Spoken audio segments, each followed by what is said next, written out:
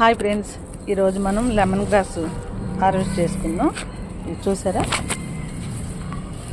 ఇది పెట్టి ఇప్పుడు 3 years అయిందండి. ఇది చిన్న మొక్క తెచ్చి పెట్టాను, దాన్ని డబుల్గా బుషిగా అయింది.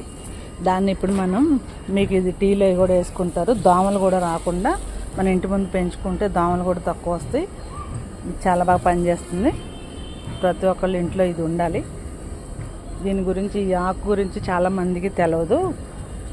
తెలవని వాళ్ళకి కూడా తెలవాలని చూపిస్తున్నాను. ఇప్పుడు ఈ ఆకుని మనము ఇలా కట్ చేసుకోవాలి. ఇలా కట్ చేసుకుని ఎండబెట్టుకుని ముక్కలు చేసుకుని రోజు 2 ముక్కలు టీలో వేసుకుంటే చాలా టేస్టీగా ఉంటుంది.